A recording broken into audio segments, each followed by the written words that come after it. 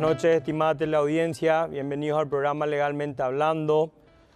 Los saluda Ricardo Daniel Saciain Sosa. Estamos en el mes de octubre rosa, el mes de la prevención para el cáncer de mama, y estaremos teniendo en este mes invitadas de mucha trascendencia e importancia en el mundo del derecho. Hoy la tenemos a la doctora Mónica Seyfarth. Buenas noches, doctora. ¿Cómo está usted? Buenas noches. ¿Cómo está, Ricardo? Un gusto acompañarte en el programa Legalmente Hablando. El gusto es nuestro, estimada doctora. Cabe destacar que la doctora Mónica Seyfarth es la única miembro mujer del Consejo de la Magistratura y la única miembro mujer del Jurado de Enjuiciamiento de Magistrados. ¿Es así, doctora? Sí, hasta ahora. Realmente sí, soy miembro del Consejo de la Magistratura en representación del Poder Ejecutivo y fui nombrada por mis pares para poder ser representante del Consejo ante el Jurado de Enjuiciamiento. Eso ya hace 2 años. Así es, querida doctora. Doctora, queremos consultarte tu historia, tus inicios en el mundo del derecho. ¿Puedes contarnos cuándo comienza Mónica Seyfarth en el mundo del derecho al día de hoy? Sí, te comento que mi entrada al mundo del derecho viene, bueno, desde pequeña siempre miré con mucho valor a mi padre, que era juez, era magistrado, fue camarista, Ángel Roberto Seyfarth, y mi abuelo también era abogado. De manera que de pequeña siempre me identifiqué mucho con el derecho y la justicia, incluso lo tomé como uno de los valores en mi vida, ¿verdad? Entonces apenas me recibí en el colegio, yo estudié en el colegio Las Teresas y enseguida me iba a inscribir a la universidad de la carrera de Derecho. Yo soy la mayor de 4 hermanas y mi padre me dijo, ¿dónde te vas a ir a estudiar? Y yo le dije, yo me voy a la Universidad Nacional, le dije.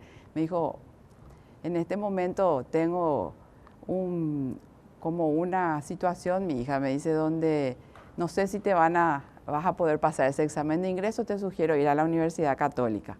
En ese momento mi padre se tornó opositor al sistema, ¿verdad? Entonces yo me fui a la Universidad Católica y muy contenta hice mi carrera ahí con grandes catedráticos como profesores, ¿verdad? Adriano Niteira Laburgos, Jerónimo Hilar Burgos, sí.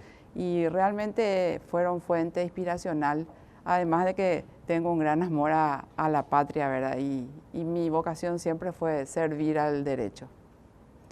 Posterior a eso, sí, tomó mi vida un atajo, me casé, tuve hijos y en el tercer curso le di como una pausa al estudio y posterior a que nació el último de mis hijos, reinicié ahí mis estudios con el doctor Antonio Telechea, en ese momento decano, y al finalizar, bueno, hice una pasantía en el Ministerio Público que me marcó muchísimo. Me marcó porque al momento que estaba en la unidad número 4 fiscal sucedió el incendio de Coabolaños, ¿verdad? Y me llamaron, me dijeron, si podés venir, Mónica, vamos a necesitar ayuda. Y estuve ahí trabajando y me marcó bastante.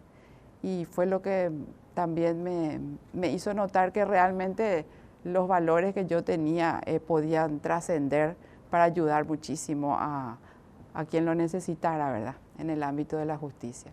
Y así fue como ese hecho marcó también mi vida y a partir de ahí, bueno, estaba ya matriculada una vez recibida y empecé a trabajar así. Ahí das inicio a la carrera como litigante, entonces. Sí, como litigante. Y uno de los valores primordiales hay que darle sobre todo ese aspecto humano al derecho, en el sentido de que cualquier ciudadano que se encuentra con el derecho de peticionar, ¿verdad?, para obtener justicia, tiene que tener un profesional abogado que lo aconseje, en el caso de alguien que que necesitara litigar sin gastos, ¿verdad?, pudiera hacerlo con un defensor público. Y el que pudiere, sí, tener un presupuesto para pagar a un profesional, también puede acercarse y consultar con total libertad, ¿verdad?, a los diferentes profesionales de qué manera podría encarar sus juicios. Y yo en eso siempre he respetado muchísimo a cualquier persona que se acercare para pedir un consejo jurídico, ¿verdad? Es importante, sobre todo, darle la calidad y el valor humano a esa persona y saber que de eso depende la vida. Y desde ese punto de vista siempre trabajé. Las veces que me llamaron, yo primero me inicié sola, luego con compañeros de trabajo que ya eran compañeros también en la universidad.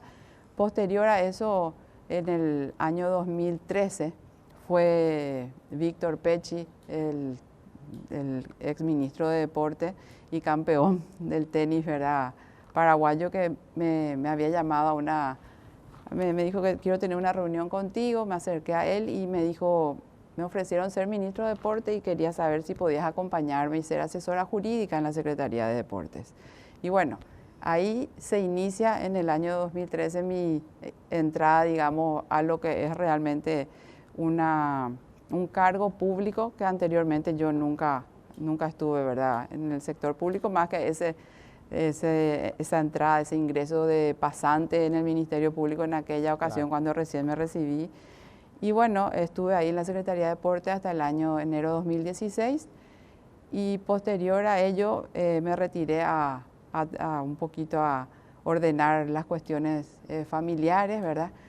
Y más tarde, de nuevo, estuve trabajando también en la campaña electoral con el actual presidente de la República, el presidente Mario Abdo Benítez. En aquel momento integré un equipo de trabajo electoral en la campaña electoral. Posterior a ello, el presidente resulta electo y me llevó a la presidencia de la República como asesora jurídica de la presidencia.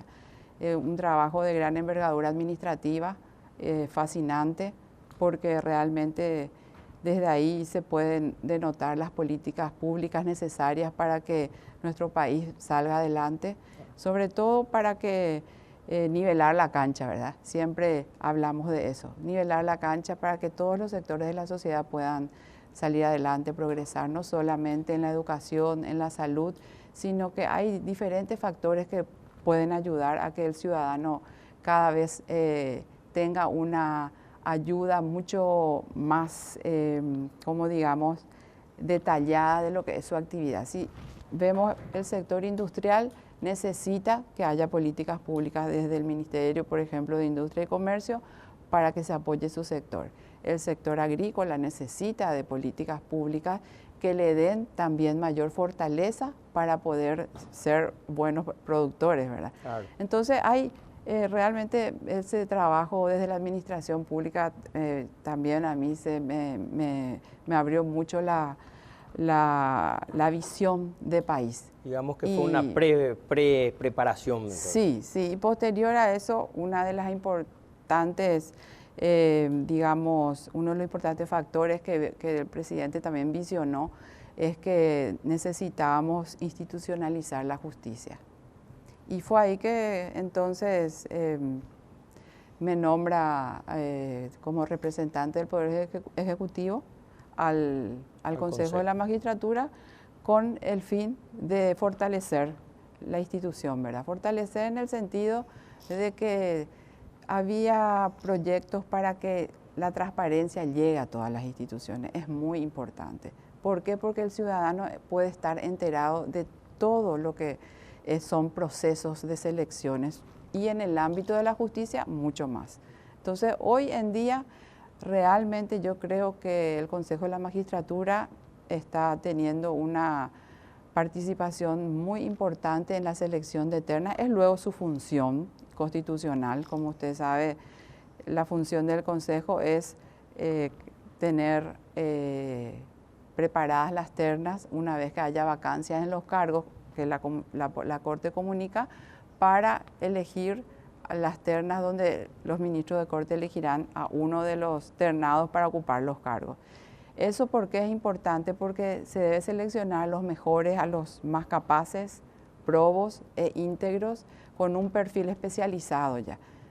No se puede en el momento de elegir postulantes enviar ternas con personas que no estén capacitadas para los cargos. Permíteme, doctora, si podríamos explicarle a la audiencia, cuando hablamos de la selección de los mejores capacitados para la terna, sí, tomamos en cuenta Si podemos explicarle a la teleaudiencia, por favor. Sí, se toma en cuenta que la persona en primer lugar debe ser un profesional abogado y tenemos un reglamento, que es el reglamento al que acceden todos los postulantes, lo conocen, y entonces se hace un proceso selectivo con filtros que incluye un examen con respecto a la parte general, que es constitucional, la parte específica, que si es del fuero civil, tendrá que tomar un examen específico sobre procesal civil, ¿verdad?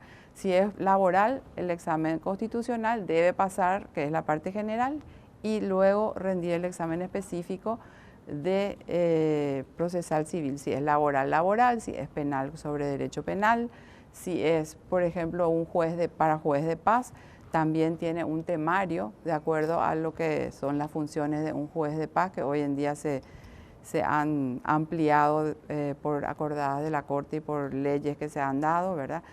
Y bueno, entonces lo que nosotros hacemos es, en primer lugar, recibir las documentaciones de los postulantes. Esas documentaciones tienen un perfil académico a los que se les da un puntaje. Luego se les llama al examen general y específico.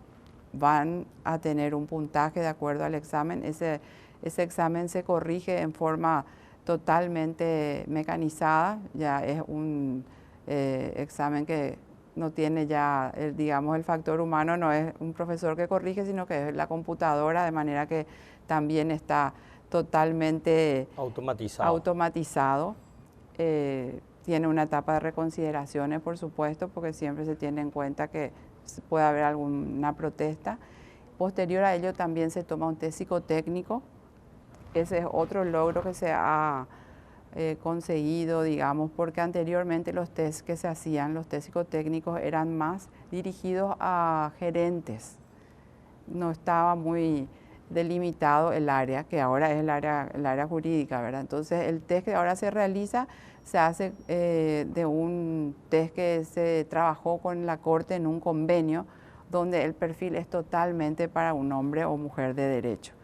Ese es un gran logro y a nosotros nos llena de orgullo, ¿verdad? Porque lo logramos sin utilizar, digamos, un presupuesto, porque la Corte trabajó con nosotros en un convenio y nos asignaron sus funcionarios en un determinado tiempo y logramos sacar una buena, digamos, un buen test psicotécnico en el que ya tenemos los postulantes han pasado ese filtro. Una vez que ellos cumplen el test psicotécnico, ellos pueden pasar la entrevista. Esa es otra etapa del proceso. Todo ello tiene su puntuación. Y así llega al final, donde se da un puntaje y nosotros tenemos exactamente el perfil del postulante. Entonces llegamos al momento del tratamiento de la terna y los consejeros ya tienen el perfil de las personas más aptas para los cargos. Nosotros creemos que es un logro porque pasó que anteriormente se daban exámenes que ya tenían vencimiento de 3 años. Llegaba el momento, ¿verdad?, de tratar la terna y como que los anteriores jueces y magistrados no rendían exámenes. Entonces lo más importante que nosotros hicimos fue nivelar y darle la oportunidad tanto a los magistrados como a profesionales del área rendir exámenes y ver demostrar en esos exámenes sus capacidades, ¿verdad? Actualmente estamos en ese tránsito y muy satisfechos de lo que logramos. Estimada doctora, debemos ir a la pausa, pero te quiero hacer una consulta. Realmente hacer hincapié en algo nuevo, que como dijo la doctora Mónica Seifert, ellos consiguieron, y yo creo que es de gran ayuda para los postulantes a las diferentes ternas, que son el test psicotécnico. Volvemos luego a la pausa. Gracias.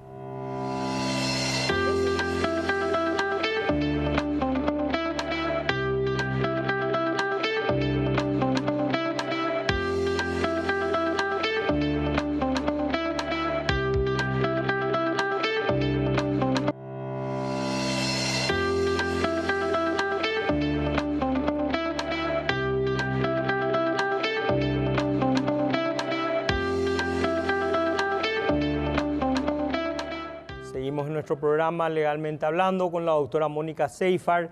Estimada doctora, haciendo hincapié en el test psicotécnico, ¿de qué manera la ayuda a la gente, a nuestros colegas en las diferentes ternas?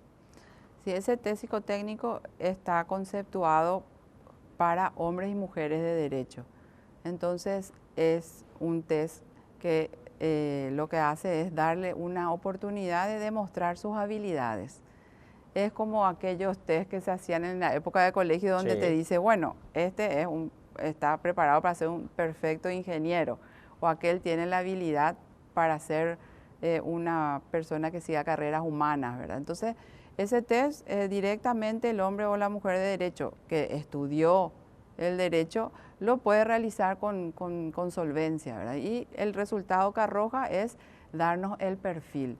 Si la persona es una persona de carácter, con valores, con integridad, con un trabajo, digamos, en lo que se refiere a su perfil personal, donde siempre hablará con la verdad. Hay factores muy importantes y sobre todo porque ese test psicotécnico tiene, digamos, está imbuido de valores. Entonces vos sabés que la persona que lo pasó y con determinado porcentaje tiene los valores necesarios para poder asumir un cargo en la magistratura, ¿verdad? Que es lo más importante. Excelente. Y doctora, ¿tiene algo que ver con el ámbito tipo, usted tiene fortaleza para el área civil, para el área laboral, para el área penal? El test psicotécnico no. El test psicotécnico lo que hace es dar el perfil en el estado emocional. Ok. Entonces, la especialidad se deduce del examen, ¿verdad? Y de la entrevista personal también, que se hace con 2 consejeros. La entrevista personal actualmente es telemática. Nos inclinamos por hacerlo así porque hay diferentes postulantes desde Alto Paraguay, Fuerte Olimpo, hasta la Encarnación o el Alto Paraná, lugares tan distantes como Itacurú, por ejemplo, donde hay personas postulantes que pueden ingresar telemáticamente y ahí le hacemos la entrevista. Y aunque no crea, enseguida uno puede valorar el perfil del postulante porque en primer lugar tiene que tener manejo de TICs. Hoy en día usted sabe que el expediente electrónico es un elemento súper importante para el desarrollo del proceso y es a la vez toda una manera de darle mayor acceso a la igualdad de las partes, ¿verdad? Porque todos tienen ahí su expediente online y puede entrar en cualquier momento a revisar en el sistema, ¿verdad? Una gran cosa. Hoy en día no se habla de pérdida ni extravío de expediente, eso ya era del pasado. Así como también un aspecto muy importante que no quisiera dejar pasar es el hecho que hace poco se reglamentó a través del Consejo de la Magistratura también el tema de la independencia judicial. Hoy en día ya nuestros jueces, nuestros fiscales no pueden estar teniendo participación en actividades político-partidarias. Y yo creo que es un antes y un después para lograr la independencia de nuestra justicia. Así que se han dado pasos interesantes, muy interesantes en el Consejo de la Magistratura realmente. Realmente se notan muchas cosas muy positivas dentro del Consejo. Y estimada doctora, ¿podríamos hablar entonces de las fortalezas y debilidades en tu paso por el JEM, Jurado de Enjuiciamiento de Magistrados? Sí, por supuesto. El jurado es una función diametralmente opuesta a lo que se hace en el Consejo, ya que el Consejo tiene por función conformar ternas y en el jurado, sin embargo, uno se yergue en juez de otros jueces. Es un rol bastante delicado en el sentido de que analizar la responsabilidad de nuestros magistrados en los roles que les compete en casos específicos, porque las denuncias vienen por particulares, a veces se hacían antes de oficio con la antigua ley 3759 y ahora también se hace a través de denuncias ya sea del Congreso o del Ministerio Público o de particulares. Entonces realmente es un trabajo muy delicado, pero fascinante. Yo con muchísimo respeto cada expediente que llega a nosotros es evaluado con un equipo de relatores que hemos conformado en el jurado, y en todo momento lo más importante es que pudiera apartarse cualquier tipo de subjetividad en el análisis. El análisis debe ser objetivo, debe ser intrínsecamente justo, porque uno está evaluando la participación de un magistrado, un agente fiscal, que a la vez él mismo está siendo evaluado por otros juristas, como somos los miembros del jurado. Entonces el rol es opuesto a lo que hago en el Consejo de la Magistratura, pero también ahí podemos contribuir con la justicia. ¿Y de qué manera, verdad? De la manera, y es lo que yo analicé y analizamos con los miembros cuando estábamos, nunca más ocurran injusticias a través del manejo, ¿verdad?, que se realice en el jurado, en el sentido de que hemos encontrado más de 870 causas en el jurado cuando yo llegué. Yo llegué con el actual presidente, que es Bogarín, que había sido electo por los abogados del foro, ¿verdad?, como representante, y dio la casualidad, llegamos juntos en ese momento. Quienes estaban eran el doctor Salas y el doctor Kriskovic. Ellos dieron un paso afuera porque teníamos que entrar nosotros, y a partir de ahí el compromiso era siempre fortalecer la institucionalidad en el jurado de enjuiciamiento de magistrados, para que el acceso a la justicia de los ciudadanos de todo el país pueda ser una realidad. Esa era mi meta. Esas también fueron las instrucciones cuando yo fui designada al cargo, ¿verdad? Y en ese afán es que yo trabajé. Lo primero fue llegar al expediente electrónico, de manera que todas las incidencias del proceso al interior del jurado puedan ser vistas, tanto por el denunciante como por el magistrado denunciado. Entonces ellos pueden saber exactamente, hasta desde una aplicación en el teléfono, hoy en día, en qué etapa está su proceso.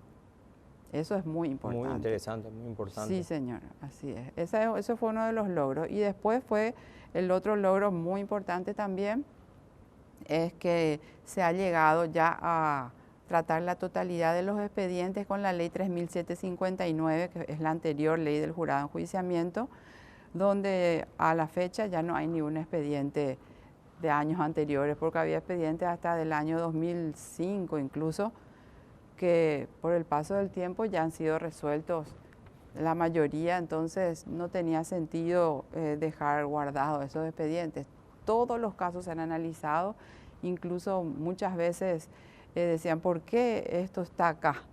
Llegaba, pero es que se levantó todo lo que había, todos los archivos que había se levantaron, se pusieron sobre la mesa y se trataron todos los expedientes que quedaban, ¿verdad? Y esos 879 expedientes fueron tratados en 2 años.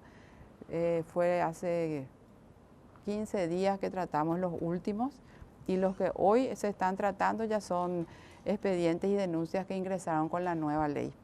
O sea que todos están regidos con la nueva ley. Recordamos que ante la nueva ley, cada persona que se sienta lesionado en cualquiera de sus derechos por operadores de justicia como magistrados, fiscales, debe hacer una acusación, demostrar solvencia para que sea aceptada. Ya no se pueden hacer denuncias, sino que deben ser acusaciones directamente. Sí, una particularidad quisiera destacar. Sí, tienen que acreditar solvencia económica, pero si ese denunciante no tiene la solvencia económica, él puede demostrarlo. Entonces, cualquier ciudadano puede hacer la denuncia ante el jurado que se sienta afectado en sus intereses, ¿verdad?, y en sus derechos. Tenemos incluso una dirección de atención a la ciudadanía muy interesante, donde cualquiera, incluso magistrados y fiscales, se acercan porque no están un poquito conociendo sobre la nueva ley o quieren tener mayor conocimiento cómo tienen que trabajar en el proceso, sobre todo en la página online, ¿verdad?, en el expediente electrónico. Y esta dirección de atención a la ciudadanía está 24 horas para atender cualquier llamada de la ciudadanía, y les pueden indicar de qué manera tienen que presentar su denuncia. Incluso le digo, si de repente esa caución económica, si puede demostrar que que no es una persona que tiene un patrimonio para presentar, se puede hacer una declaración jurada. Entonces, también se puede dar el caso que pueda hacer una denuncia a una persona que no tiene bienes, ¿verdad? Eso está también exceptuado, esa persona de tener que presentar caución económica. Eso es muy importante porque a veces no presentó solvencia económica. Se le advirtió que presente solvencia económica, pero no ha traído un documento donde nos demuestre que no tiene solvencia, que es insolvente la persona. Si trae ese documento, pasa al siguiente estadio su denuncia. Eso no hay problema. Y esa oficina de atención ciudadana está para eso. ¿Cómo se accede, doctora, a esa oficina de atención ciudadana? Con una llamada telefónica o a través de la página online del jurado. Ok. Sí, yo estoy a cargo de esa oficina, por eso que tengo conocimiento, y a veces yo digo, no, cuando se le intima a las partes, incluso que se les llame, que se les explique de qué se trata, que ellos pueden hacer igualmente su denuncia demostrando que son insolventes, ¿verdad? Por vía de una declaración jurada. Sí, tienen que hacerlo. Y entonces, al momento del estudio, nosotros nos damos cuenta de que hubo esa declaración y sigue. Y es más, también la ley en el artículo 21, tengo entendido, habla de que si la importancia de la denuncia realmente amerita, igualmente el jurado puede resolver que siga el trámite de la denuncia, ¿verdad? Entonces, a veces dicen algunos, no, hoy en día la solvencia económica es importante. Y en casos sí, cuando uno tiene para presentar la caución, ¿verdad? Pero en los casos que es insolvente la persona que hace la denuncia, sigue lo mismo la denuncia en trámite. O sea que se puede subsanar de dos maneras: por vía de una declaración jurada, manifestando la insolvencia del mismo, o el propio jurado, de oficio, por así decirlo, decide continuar con la denuncia. Así mismo. Muy importante eso. Sí, sí, porque pareciera que estamos faltando a un deber constitucional, porque es un deber para todos. Claro, el ciudadano tiene derecho a peticionar a las autoridades y ello es muy importante, no se puede faltar a ese deber constitucional. Sobre todo nosotros, hombres y mujeres de derecho, tenemos que bregar porque se cumplan las garantías, ¿verdad? Todas las garantías constitucionales deben ser cumplidas. Nosotros, todos nuestros colegas, incluyéndonos nosotros, debemos velar por la Constitución Nacional. Así es. Estimada doctora, ¿qué mensaje podemos darle a nuestras colegas mujeres como algo que le incentive a decir sí se puede llegar a cargos de gran relevancia dentro del mundo del derecho en el Paraguay de hoy? Sí, realmente a mí me llena de satisfacción poder hablarle a las mujeres, porque todas y cada una de nosotras, las paraguayas, estamos capacitadas para llegar a lugares encumbrados. Tenemos la fortaleza, la valentía, y a las mujeres de derecho le digo que con la capacitación, así como trabajan, estudian, llegan a lugares de preponderancia desde el hogar hasta la escuela, de la escuela a la universidad. Y en la universidad ya también formándose pensando en lo más alto que quieran llegar. Y así tener esperanza que lo pueden hacer. Hoy en día tenemos las mujeres las mismas capacidades que los hombres también, y los hombres, cada uno tiene su lado, como yo siempre le digo, su fortaleza. El hombre tiene sus fortalezas, la mujer tiene sus habilidades. Los dos trabajando juntos podemos formar equipos de gran talla, ¿verdad? Justamente ayer estuve viendo la persona que es una psicóloga, la que estaba con los señores, los competidores de la selección guaraní, esta Punandi, tenía una psicóloga, la que les trata a ellos. Y bueno, yo por ejemplo siempre le dije a todas las amigas y mujeres que trato en el trabajo, en la oficina, o quienes llegan postulantes, ustedes pongan su parte, su granito de arena. Cada día en sus labores hagan el mejor servicio, dense a quienes se acercan a ustedes con lo mejor de los valores que ustedes engalanan. Esa oportunidad de trabajar el día de mañana les va a llevar a sitiales de preponderancia. Hacer el servicio y de la mejor manera es la mejor carta de presentación para que una mujer llegue a sitiales encumbrados. A veces nos ponemos objetivos menores, pero no, hay que tener la esperanza y la humildad, porque es de humildes también pretender llegar a lugares de preponderancia. Y cuando uno llega, tiene que saber que es para hacer un servicio. Ese servicio a aquellos que en ese momento le estén pidiendo, ¿verdad?, de su servicio, y al momento de llegar a lugares encumbrados los cargos tienen funciones y hay que cumplir las funciones de acuerdo a lo que la ley también preceptúa. Las mujeres y los hombres de derecho tenemos que amar el derecho y la justicia, y así se puede llegar a los lugares donde uno pretenda. Es un muy lindo mensaje. Y sobre todo, disculpe Ricardo, no, por favor, doctora, cuidarnos nosotras como mujeres. En este mes del octubre rosa tenemos leyes que también garantizan que en horario laboral podemos asistir para tomarnos los test. Tenemos que amarnos a nosotras mismas primero para después dar amor y servicio a los demás. Eso es muy importante. Sumamente importante recordar que prevenir es igual a vivir. Así en el mes de mismo octubre es. rosa. Así es. Muchas gracias, estimada doctora Mónica Seifert. Fue un placer tenerla con nosotros. Ya a la vuelta de esta pausa estaremos hablando de los jueces de paz, su competencia. Muchas gracias. Ya volvemos.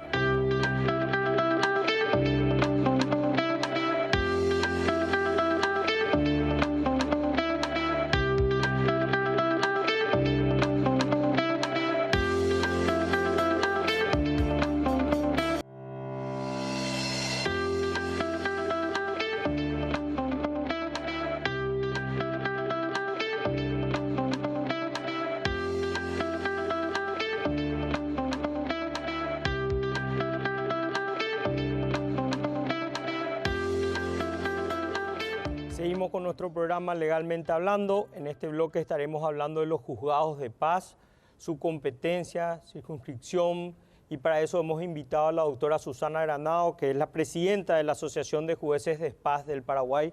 Buenas noches, doctora, ¿cómo está? Buenas noches, Ricardo. Un saludo para vos y para toda la teleaudiencia. También hemos invitado al doctor Blas Figueiredo, juez de paz de Capiatá. Buenas noches, doctor, ¿cómo está usted? Buenas noches, Ricardo, a la audiencia. Un placer estar aquí para compartir nuestras experiencias de lo que es la Judicatura de Paz. Muchas gracias, doctor. Estimada doctora, ¿podríamos decirle a la teleaudiencia qué es el juzgado de paz? ¿Cuál es su competencia, su jurisdicción? Ricardo, actualmente los juzgados de paz, a partir del año 2018, siendo breve y precisa, hemos tenido un aumento de competencias a partir de la aprobación de la Ley 6059, que nos dio una amplitud y una variedad de competencias que antes no la teníamos. Aumentó hasta 300 jornales para los casos que tenemos que atender. En cuanto a la cuantía, somos competentes en casos de niñez, civiles, laborales, inclusive hasta penales en los lugares donde no existen juzgados penales de garantía, y más aún una de las funciones más especiales, específicas y delicadas que tenemos los juzgados de paz son las atenciones en los casos de violencia doméstica, la ley 5777 y como así también la que se refiere al maltrato de niños, niñas y adolescentes.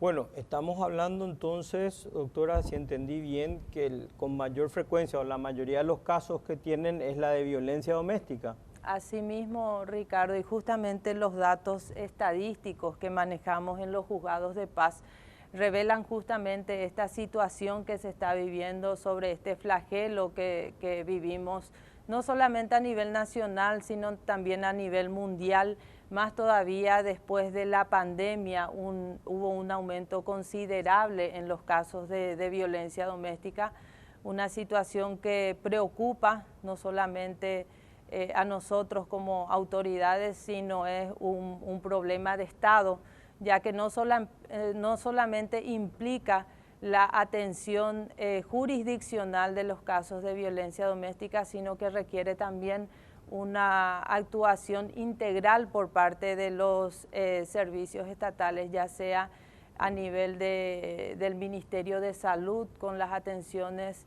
en lo que sería el aspecto psicológico, también el Ministerio de la Niñez. Hoy sabemos que a raíz de la cantidad de feminicidios hay muchos niños y niñas, adolescentes que quedaron sin madre, sin padre.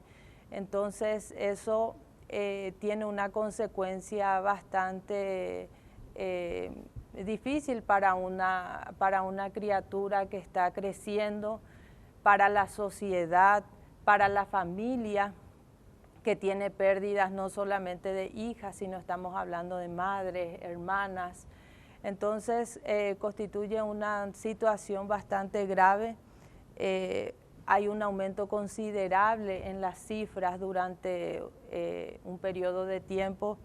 Por darte un ejemplo, en el año 2016, las denuncias que teníamos por violencia doméstica a nivel país era un poquito más de 11.383.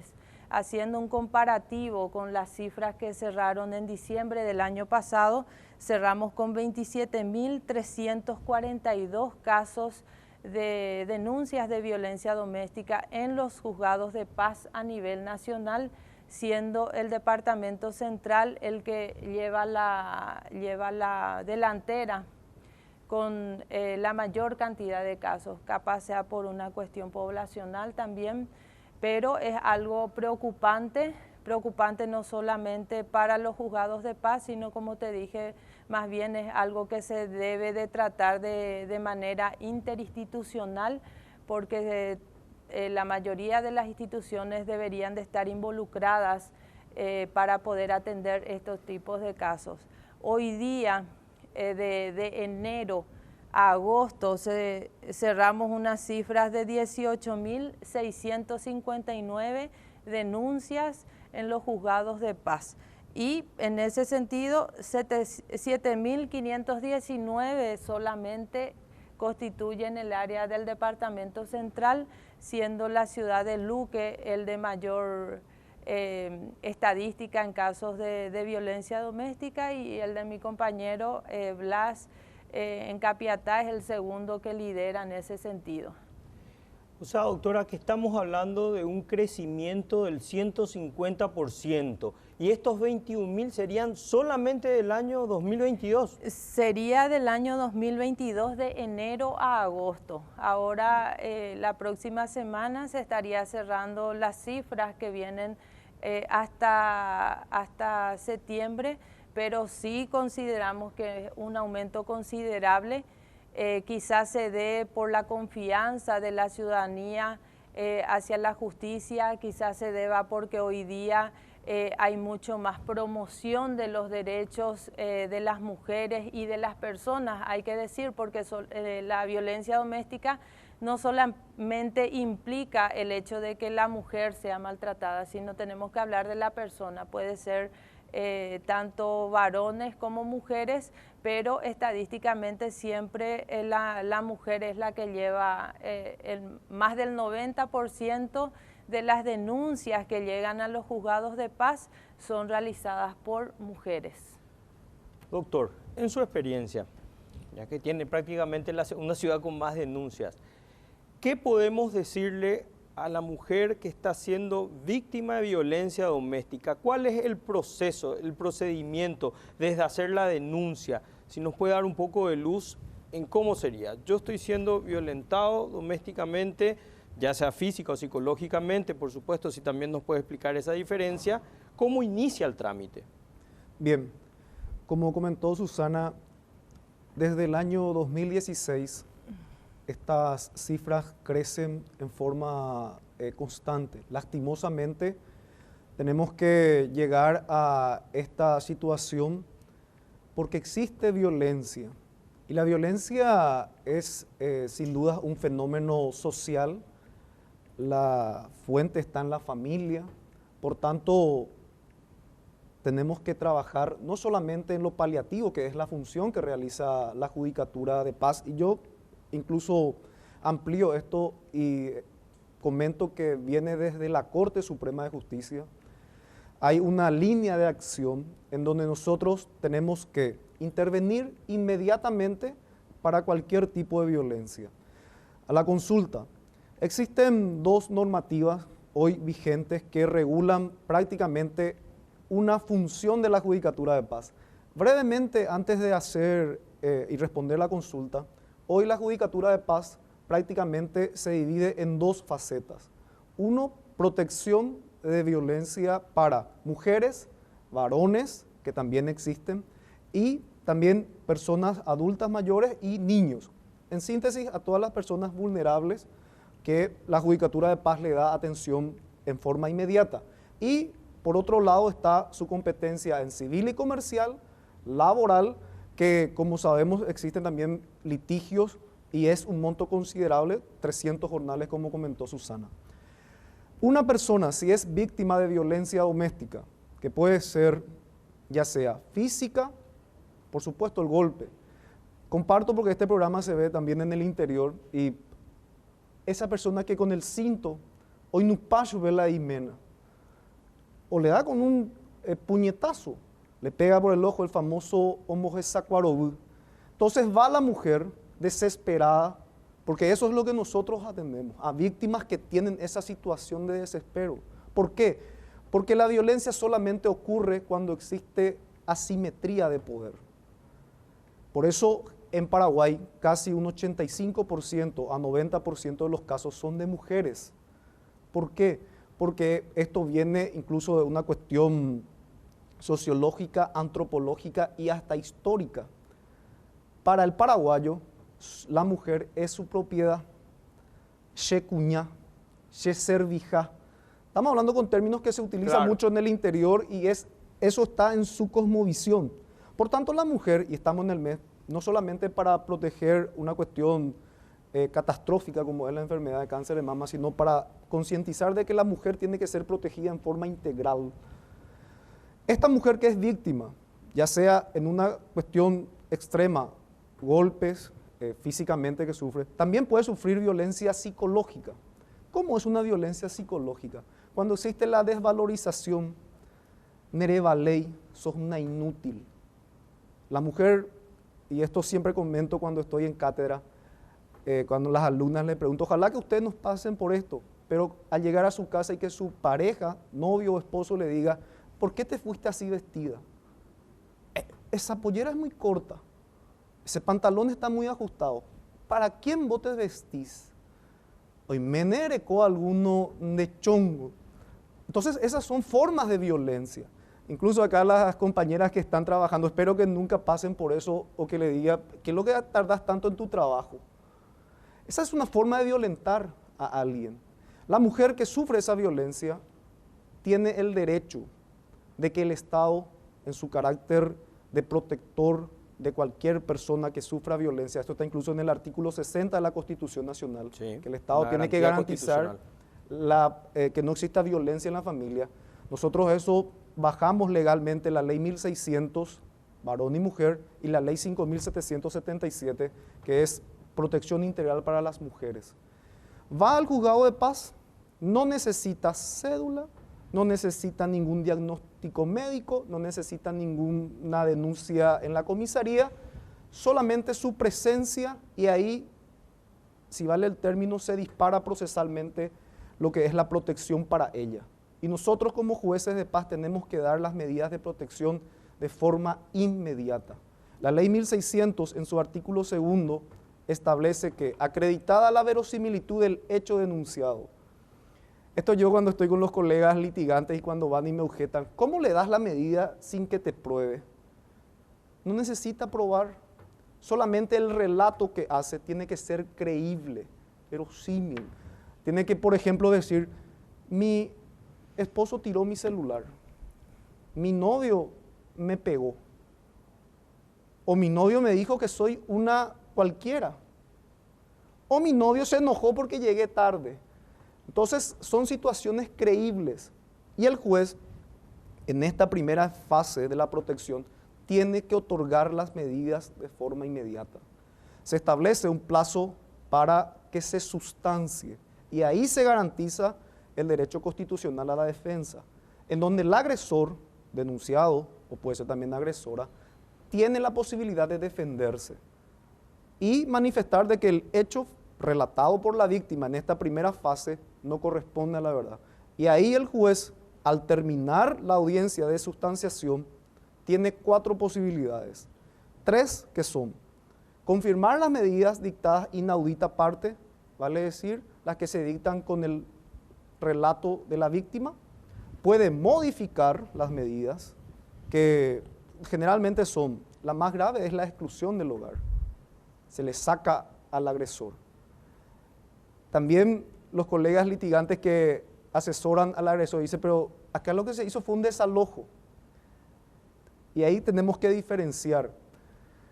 Técnicamente, si bien el agresor sale de la casa, es como un desahucio, no es el fin.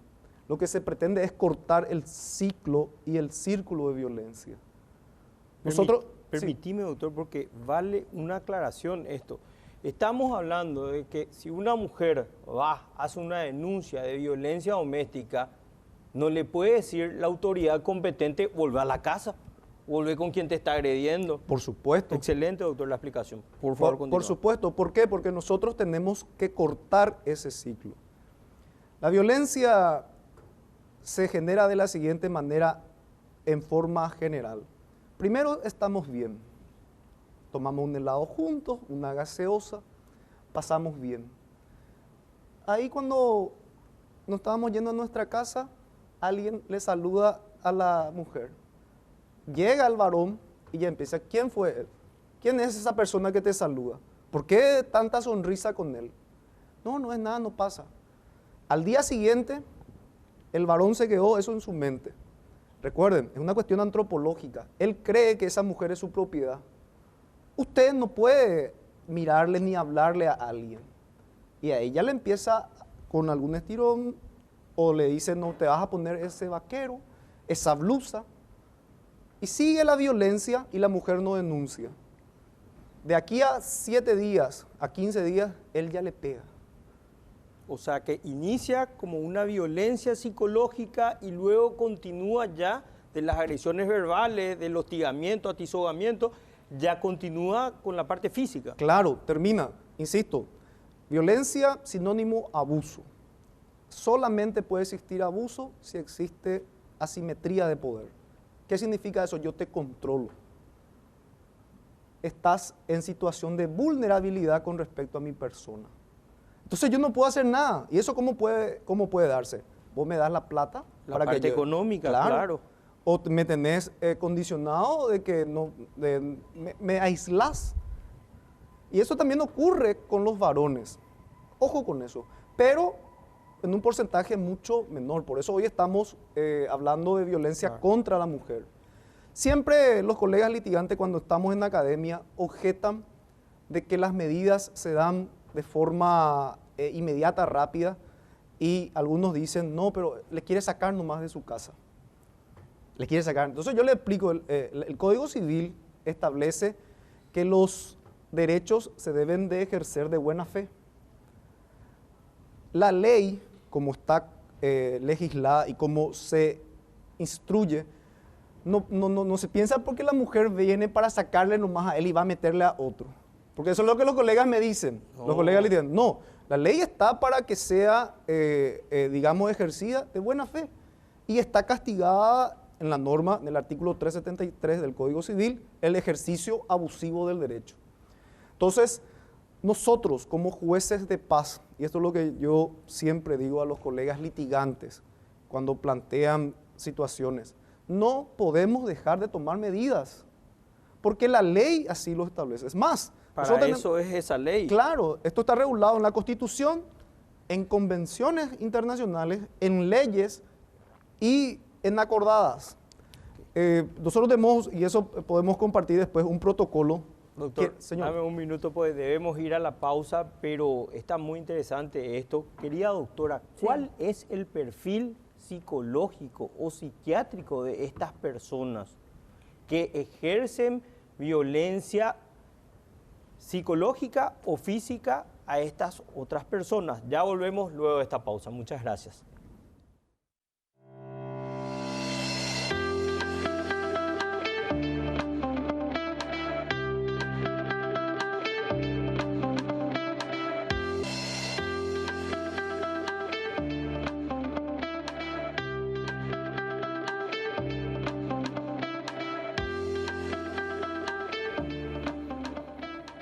Estimada doctora, seguimos. ¿Cuál es el perfil psicológico y psiquiátrico de estas personas que ejercen violencia física o psicológica sobre las otras personas? Bueno, Ricardo, muchas veces cuando llegan las denuncias ante los juzgados de paz, y bien como lo explicó Blas excelentemente, el juez debe tomar las primeras medidas de protección a la víctima. En ese sentido, también debemos plenamente diferenciar que en los juzgados de paz estamos para proteger a la víctima y no así de persecución al denunciado. ¿Qué significa eso?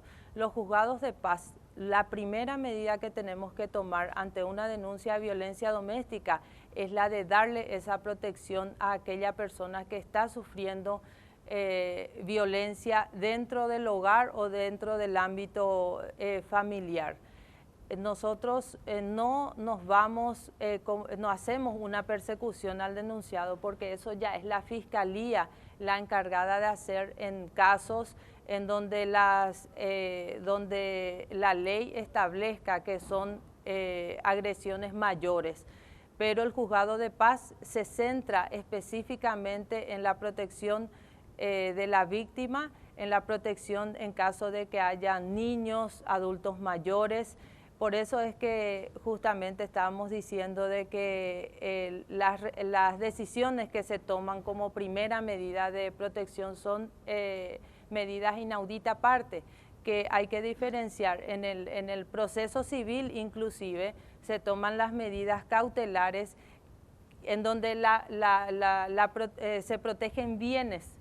En violencia doméstica o en las medidas cautelares que se toman en los juzgados de paz, estamos protegiendo vidas.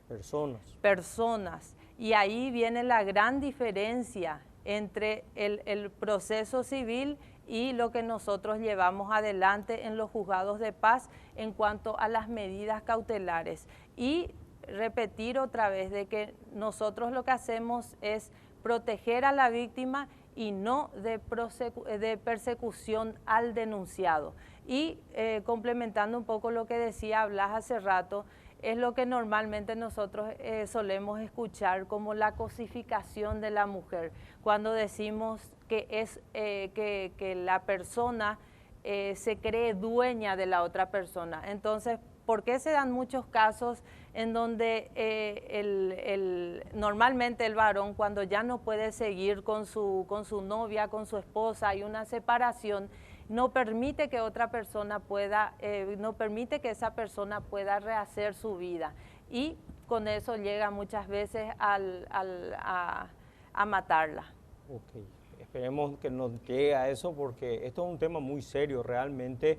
Doctor, si nos podrías decir el alcance de los jueces de paz para reestructurar o poner dentro del camino correcto a estas personas que ejercen esta violencia para los demás, ¿cuál sería? Si bien se entendió que la Fiscalía debe pasar a una violencia ya familiar, no doméstica, pero ¿cuál es el alcance del juez de paz, en un minuto, doctor, para poder proteger a estas víctimas de violencia psicológica y física? Educación. Sin dudas, cualquier sociedad cambia con educación. Y nosotros, como parte del Poder Judicial y en especial la Corte Suprema de Justicia, incide fuertemente en eso. Me permito mencionar dos programas. Educando en Justicia, donde el encargado, su excelencia, el doctor Benítez Riera, estamos con un grupo de magistrados trabajando en colegios, escuelas. ¿Para qué? Para decirle al niño que vivir en violencia no es lo correcto y nos cuesta bastante. ¿Por qué? Porque tenemos que cortar lo que ellos aprenden en su casa. vos sos mi papá, llegás y le pegás a ella, yo tengo 8 años. Por supuesto que para mí me va a parecer eso normal. Entonces, de aquí a 10, 15 años voy a replicar y vamos a estar en un círculo vicioso que va a seguir siempre. En Central, donde yo estoy, tenemos un proyecto también con la doctora María Teresa González de Daniel que se llama, y también con nuestro superintendente que apoya fuertemente, el doctor Eugenio Jiménez, La justicia llega a tu barrio. ¿Qué hacemos? Además de dar protección, educamos, vamos a las escuelas, colegios. Para mí, hoy estamos en una pandemia, y esto siempre comentamos, que es la violencia en la familia. ¿Cómo cortamos? Con educación. Tenemos un trabajo de 5 a 10 años para que estos niños que hoy tienen eso puedan revertir que eso es normal. Y cuando mañana sean padres de familia, piensen que la mujer no es una cosa. Finalmente, comentar, y esto para las mujeres, denuncien. Si una vez te toca, denuncia. O por de PTI, es la juerendape. Nosotros te vamos a dar protección. El Estado, a través del Poder Judicial y la Judicatura de Paz, te va a proteger. Con no tu tarde, con no tu dejó lo mitad de velorio jave.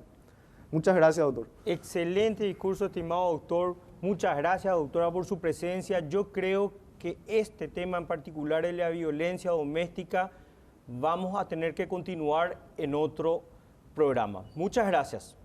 Buenas noches, querida teleaudiencia.